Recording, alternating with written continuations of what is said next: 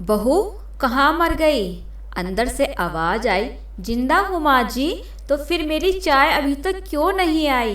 कब से पूजा कर कर बैठी हूँ। बहू चाय के साथ भजिया भी ले आई। सास ने कहा, तेल खिला खिला कर मारोगी क्या मुझे? बहू ने कहा, ठीक है माँ जी, मैं ले जाती हूँ। सास ने कहा, रहने दो, अब बना दिया है तो खा लेती हूँ। सास ने भजिया उठाई और कहा, कितनी गंदी भजिया बनाई हैं तुमने। बहू, माँ जी मुझे कुछ कपड़े धोने हैं, मैं जाती हूँ। बहू दरवाजे के पीछे छिपकर खड़ी हो गई। सास भजिया पर टूट पड़ी और सारी भजिया खत्म कर दी। बहू मुस्कुराई और काम पर लग गई। दोपहर के खाने का वक्त हुआ। सास ने फिर आवाज लगाई, कुछ खाने को मिलेगा क्या? बहू ने आवाज नहीं दी। सास फिर से चिल्लाई, भूखा मारोगी क्या बहू? आई सामने खिचड़ी रख दी। सास गुस्से से, ये क्या है, मुझे नहीं खाना इसे, ले जाओ इसे।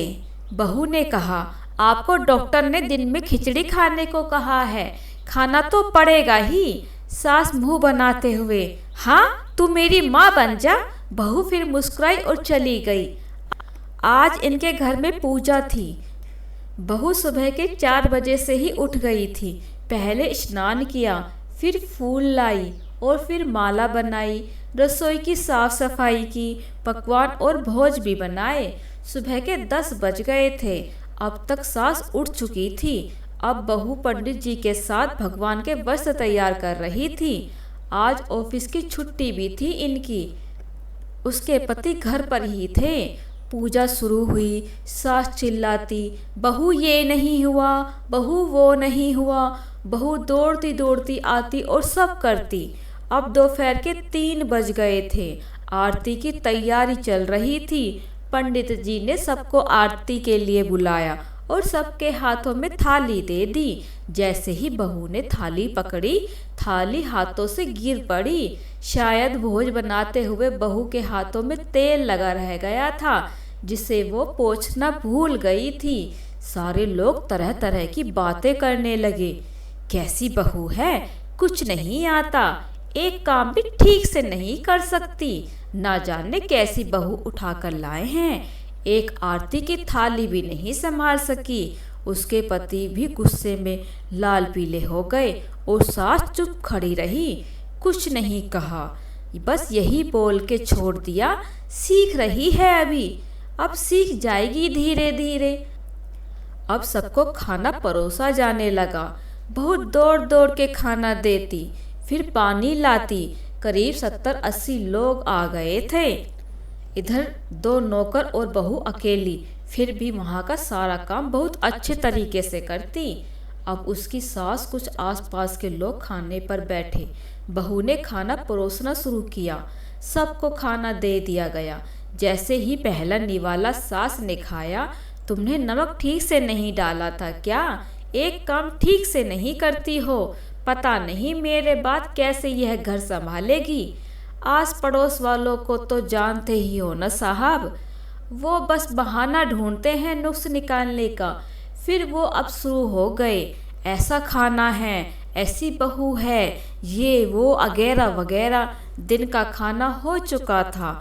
अब बहू बर्तन साफ करने नौकरों के साथ लग गई थी। रात में जगराते का कार्यक्रम भी रखा गया था। बहू भी 1-2 गीत गाने के लिए स्टेज पर चढ़ी। सास जोर से चिल्लाई, मेरी नाक मत कटा देना गाना, नहीं आता तो मत गाना, वापस आ जाना। बहू मुस्कुराई और गाने लगी। सबने उसके गाने की खूब तारीफ करी, पर सास मुंह फुलाते हुए बोली, इससे अच्छा तो मैं भी गाती थी जवानी में, तुझे तो कुछ भी नहीं आता। बहू मुस्कुराई और चली गई। अब रात का खाना खिलाया जा रहा था। उसके पति के ऑफिस के कुछ दोस्त भी साइड में ड्रिंक करने लगे। उसका पति चिल्लाता, थोड़ी बर्फ लाओ, तो सास चिल्लाती, यहाँ दाल नहीं है। फिर चिल्लाता, कोल्ड ड्रिंक नहीं है, पापड़ ले आओ। इधर उधर आखिरी में उसके पति की शराब गिर पड़ी। उसके एक दोस्त पर और बोतल टूट गई। पति ने गुस्से में अपनी पत्नी को एक थप्पड़ लगा दिया और कहता, जाहिल कहीं की, देखकर काम नहीं कर सकती, तुझे इतना भी नहीं आता। सारे लोग देखने लगे थे। उसकी पत्नी रोते हुए कमरे की तरफ दौड़ी। फिर उसके दोस्तों ने कहा, क्या यार, पूरा मूड खराब कर दिया। यहाँ नहीं बुलाया होता, हम कहीं और पार्टी कर लेते। कैसी अनपढ़ गंवार बीवी ला रखी है तूने। उसे तो मेहमानों की इज्जत और काम करना तक नहीं आता। तुमने तो हमारी बेइज्जती करा दी। अब आस पड़ोस की औरतों को भी बहाना मिल गया था। वो कहने लगी, देखो क्या कर दिया तुम्हारी बहू ने, कोई काम की नहीं है। मैं तो कहती हूँ अपने बेटे की दूसरी शादी करा दो, छुटकारा पाओ इस गंवार से। सास उठी और अपने बेटे के पास जाकर उसे थप्पड़ मारा और कहा, अरे नालायक, तुमने मेरी बहू को मारा, तेरी हिम्मत कैसे हुई, तेरी टांग तोड़ दूंगी। उसके बेटे के दोस्त कुछ कहने ही वाले थे कि उसकी माँ ने घूरते हुए कहा, चुप, बिल्कुल चुप, यहाँ दारू पीने आए हो, जबकि पता नहीं आज पूजा का दिन है और तुम्हें पार्टी करनी है। कैसे संस्कार दिए हैं तुम्हारे माता पिता ने, और किसने मेरी बहू को जाहिल बोला। जरा इधर आओ, चप्पल से मारूंगी अगर मेरी बहू को किसी ने एक शब्द भी कहा तो। अरे पापी, तूने उस लड़की को बस इसलिए मारा कि तेरी शराब टूट गई। पापी, वो बच्ची सुबह 4 बजे से उठी हुई है, घर का सारा काम कर रही है, ना सुबह से नाश्ता किया है, ना ही दिन का खाना खाया है, फिर भी हंसते हुए, सबकी बातें सुनते हुए, ताने सुनते हुए घर के काम में लगी। तेरे यार दोस्तों को वो अच्छी नहीं लगी। जूते से मारूंगी तेरे दोस्तों को जो कभी उन्होंने ऐसा कहा। उसके यार दोस्त चुपके से खिसक लिए। अब सास बहू के कमरे में गई और बहू का हाथ पकड़कर बाहर लाई। सबके सामने कहने लगी, किसने कहा था अपनी बहू को घर से निकाल दे, दूसरी बहू ले आ, जरा सामने आओ। कोई सामने नहीं आया। फिर सास ने, तुम जानते क्या हो इस लड़की के बारे में, ये मेरी माँ भी है, मेरी बेटी भी। माँ इसलिए मुझे गलत काम करने से डांटती है और बेटी इसलिए कभी कभी मेरी दिल की भावनाएं समझ जाती है। मेरी दिन रात की सेवा करती है, मेरे 1000 ताने सुनती है, पर एक शब्द भी गलत नहीं कहती, न सामने न पीछे। और तुम कहते हो दूसरी बहू ले आऊं। याद है चुटकी की दादी, अपनी बहू की करतूत।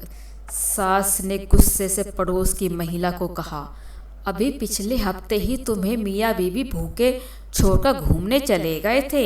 मेरी इसी बहू ने 7 दिनों तक तुम्हारे घर का खाना पानी, यहाँ तक कि तुम्हारे पैर दबाने जाती थी, और तुम इसे जाहिल बोलती हो।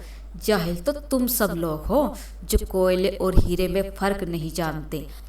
अगर आइंदा मेरी बहू के बारे में किसी ने भी एक लफ्ज भी बोला तो मुझसे बुरा कोई नहीं होगा, क्योंकि ये मेरी बहू नहीं, मेरी बेटी है।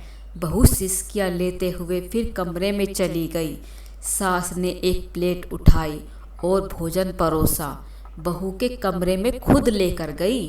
सास को भोजन लाते देख बहू ने कहा, अरे माँ जी, आप क्या कर रही हो, मैं खुद ले आती। सास ने प्यार से ताना मारते हुए कहा, डर मत, इसमें जहर नहीं है, माँ नहीं डालूंगी तुझे। तुझे नई सास चाहिए, पर मुझे अभी भी तू ही मेरे घर की बहू चाहिए। बहू ने अपनी सास को रोते हुए गले से लगा लिया। सास भी रो दी पहली बार और कहा, चल खाना खा ले। फिर मजाक करते हुए कहा, फिर मेरे पैर दबाने चली आना, और ये ख्याल मन में मत लाना सास पैर दबाने के लिए बोलती है। किसी दिन मैं इसका गला दबा दूंगी, क्योंकि मैं भी यही सोचती थी। दोनों खूब हंसने लगी। कुछ रिश्ते बहुत मीठे होते हैं, बातें कड़वी होती हैं।